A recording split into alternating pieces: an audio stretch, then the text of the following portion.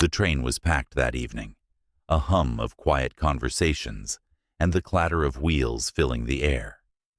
Warren Buffett, wearing a plain coat and his trademark glasses, sat near the window.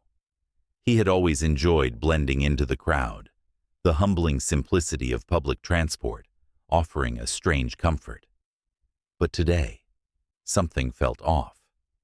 He noticed the sideways glances and hushed murmurs from passengers around him. At first, he dismissed it as his imagination. After all, he wasn't the type to attract attention. Then he realized the cause: the bright red hat perched on his head. The bold letters on the front read, "Make America Great Again." Warren had found the hat earlier in the day, left behind on a park bench. It wasn't his usual choice of attire, but he had picked it up absent-mindedly, appreciating its warmth on the chilly evening. As the train sped along, the atmosphere grew tense. A man sitting across from him muttered something under his breath, his gaze sharp and accusing. Another passenger snapped a photo on her phone, pretending to text. Warren didn't understand the shift, but it was unmistakable. People weren't just looking at him. They were judging him. The tension came to a head when the train reached the next station. Two uniformed police officers entered, scanning the passengers. One of them walked directly to Warren's seat, his expression stern. "Sir, we need you to step off the train with us," the officer said, his tone leaving no room for argument. Warren was stunned. "What's this about?" he asked, trying to keep his composure. "We've received complaints," the officer replied vaguely. "You'll need to come with us." Passengers whispered and pointed as Warren was escorted off the train. The humiliation was palpable. A few even smirked as he walked past, their eyes filled with a mix of disdain and satisfaction. Outside the train, under the cold fluorescent lights of the station, Warren faced the officers. "Complaints about what?" he asked, his voice firm but confused. The officer hesitated before responding. "About your hat, sir. People claimed it was provocative." Warren blinked, his mind racing. A hat. They were detaining him over a hat. "This is ridiculous," he said, taking it off and holding it out. "It's just a piece of clothing. I don't even—" Before he could finish, another officer interrupted. "We'll sort this out at the station. For now, we need you to cooperate." Warren felt the weight of their words, the absurdity of the situation bearing down on him. As they led him away, cameras flashed from onlookers.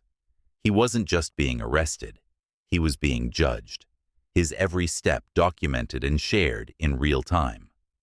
The walk to the police car felt like miles, each step heavier than the last. Warren couldn't help but wonder how something so trivial could spiral into such chaos. The police car ride was suffocatingly silent, except for the crackling of the radio and the occasional murmur between the officers. Warren sat in the back, his mind racing. How had a simple hat turned into an arrest? Was this really about the hat, or was it something else? He couldn't shake the feeling that there was more to this than met the eye. As they arrived at the station, the flash of cameras greeted him. News crews had somehow already caught wind of the incident, and reporters shouted questions as he was led inside. "Mr. Buffett, why were you wearing that hat? Do you support the message?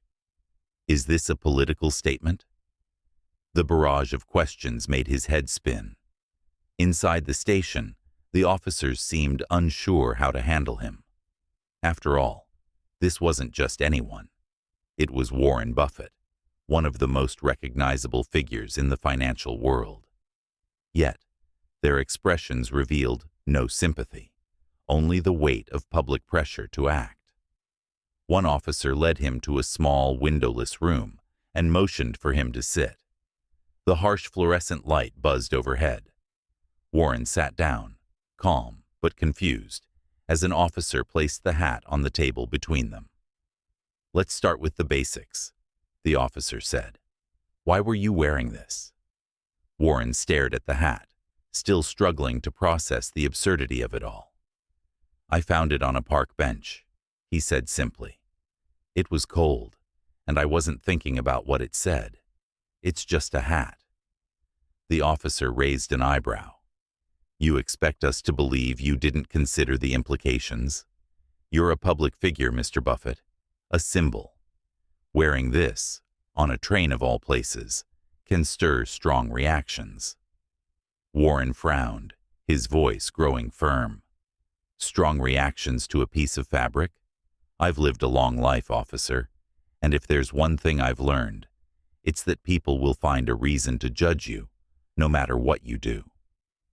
The officer leaned back, crossing his arms. This isn't just about judgment. We received multiple complaints. People felt uncomfortable, even threatened. You must have known what kind of statement this makes in today's climate. Warren sighed heavily, running a hand over his face. It wasn't a statement. It wasn't anything. If anything, this says more about them than it does about me. The tension in the room was thick, but before the officer could respond, there was a knock on the door. Another officer entered, looking flustered. He leaned in and whispered something to his colleague, whose eyes widened slightly. Warren watched them exchange a few quiet words before the first officer cleared his throat. It seems there's new information, he said hesitantly. What kind of information? Warren asked, his patience thinning. The officer hesitated, clearly caught off guard. Someone's here to see you. Someone unexpected. Before Warren could press further, the door opened again, and in walked Elon Musk, his usual smirk in place and a mischievous glint in his eyes. Gentlemen, Elon said casually, ignoring the stunned expressions around him. I think there's been a bit of a misunderstanding here. Let's clear this up, shall we? Warren blinked, caught completely off guard. Elon, what are you doing here? Elon turned to him, grinning. Oh, you know me, Warren. I couldn't resist a good circus. Plus, you've been trending all over social media. Thought I'd step in before this turned into a full-blown disaster. The officers looked at each other, unsure how to proceed. Mr. Musk, this is a formal investigation, one of them began. Elon waved his hand dismissively. An investigation over a hat. Come on, this is Warren Buffett we're talking about. You really think he's out here trying to make some kind of political statement on a train? Let's not insult anyone's intelligence. The room fell silent. Warren wasn't sure whether to feel relieved or annoyed by Elon's flippant tone. But one thing was clear. Everything was about to take a very unexpected turn. The tension in the room was almost tangible as Elon casually pulled out a chair and sat beside Warren, acting as though he owned the place. The officers exchanged uneasy glances, clearly unsure how to handle this unexpected development. Elon leaned forward, resting his elbows on the table, and gestured toward the hat. So, he began, his voice smooth and confident. We're really doing this? Investigating a man for wearing a hat? A hat he found on a park bench, no less? He looked directly at the lead officer, who shifted uncomfortably under Elon's piercing gaze. It's not that simple, Mr. Musk, the officer replied, attempting to regain control of the situation. Public figures have a responsibility to consider how their actions are perceived. Mr. Buffett's choice of attire caused discomfort among passengers, and Elon cut him off with a wave of his hand. Oh, please. Discomfort? What's next?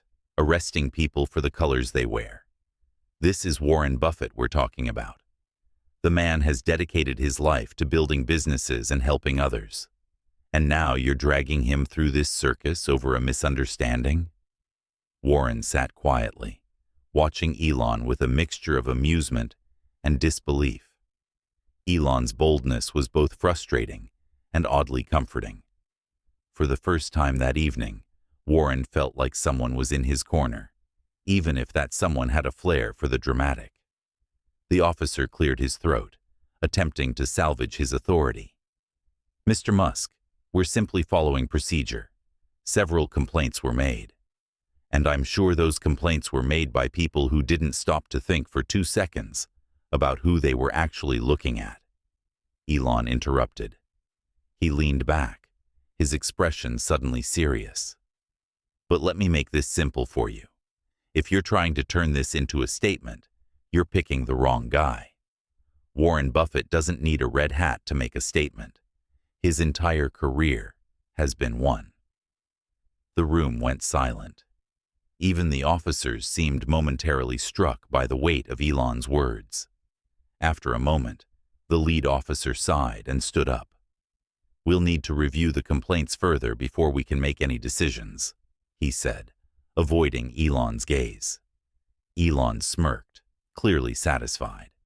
"You do that, and while you're at it, maybe think about what message you're really sending by treating a man like this over something so trivial."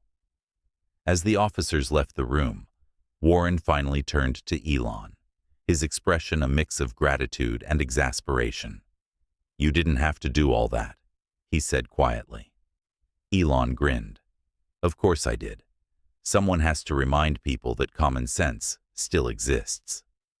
Warren shook his head, a small smile tugging at his lips despite himself. "You really enjoy stirring the pot, don't you?" "Always," Elon replied, standing up. "But in all seriousness, Warren, this isn't just about the hat.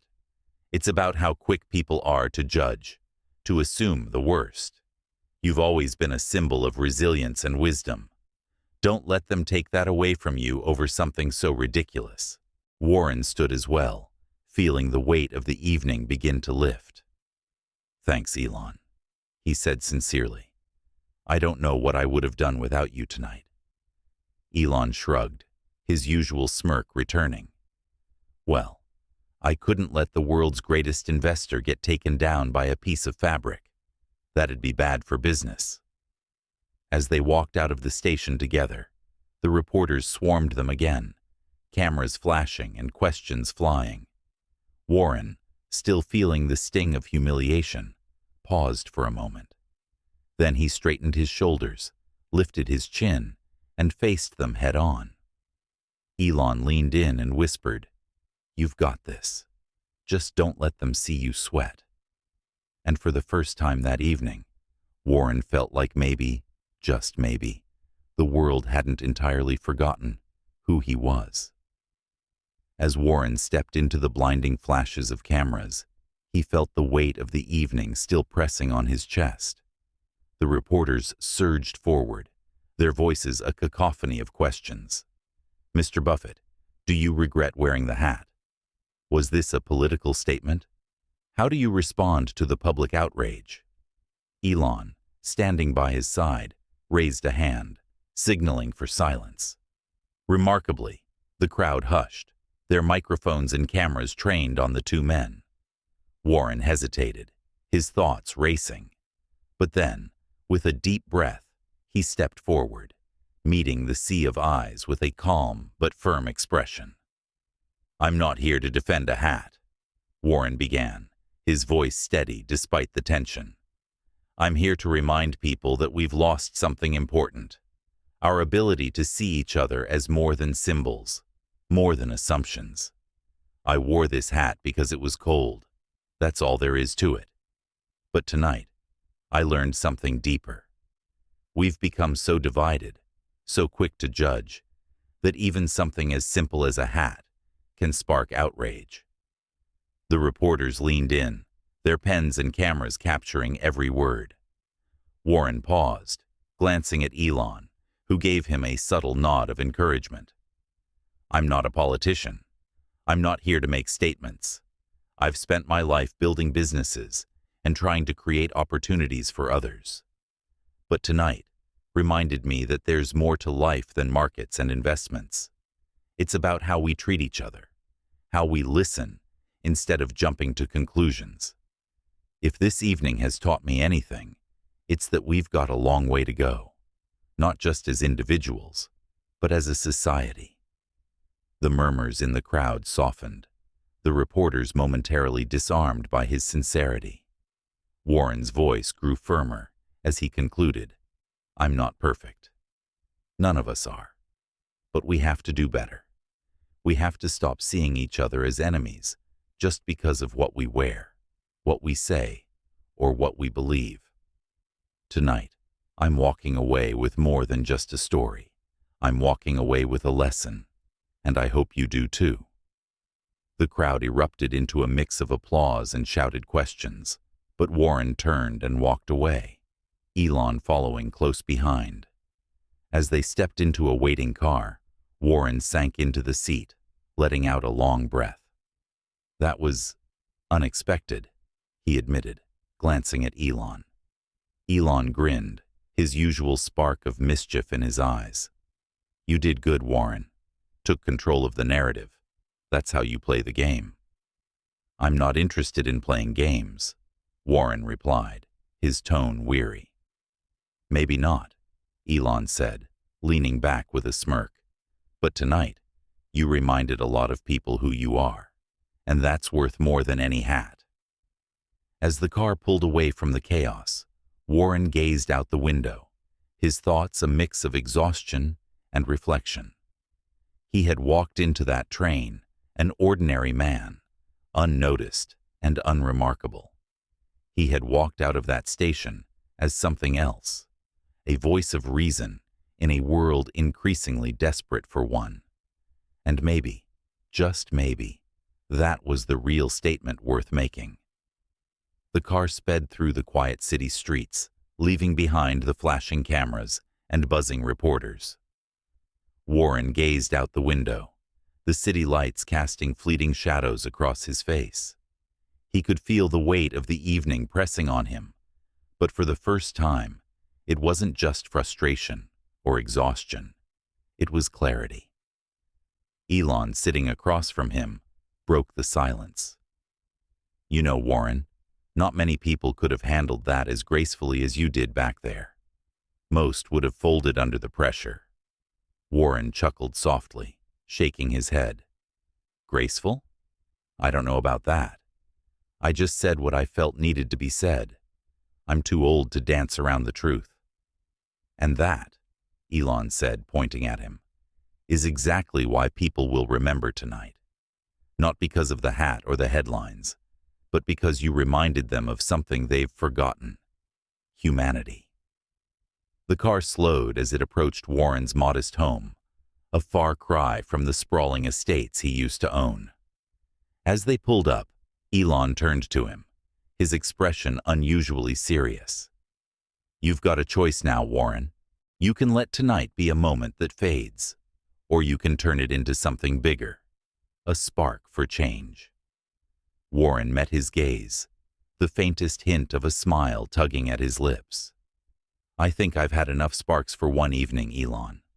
But who knows? Maybe the world needs more moments like this."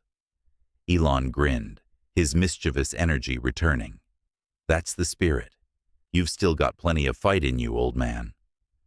Warren stepped out of the car, pausing for a moment under the glow of the street lamp. He turned back to Elon. "Thanks for showing up tonight. I didn't expect anyone to have my back." Elon shrugged casually. "That's what friends are for. Besides, I couldn't let them drag you down over something so ridiculous. You've got a legacy to protect." Warren nodded, his smile deepening. "Good night, Elon." As the car drove off, Warren stood for a moment, breathing in the crisp night air.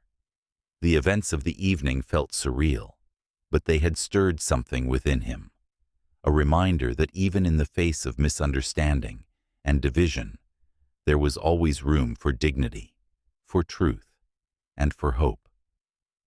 He turned and walked into his home, leaving the chaos of the world behind. The headlines would swirl, opinions would clash, but Warren Buffett, as he had always done, would endure. And for now, that was enough.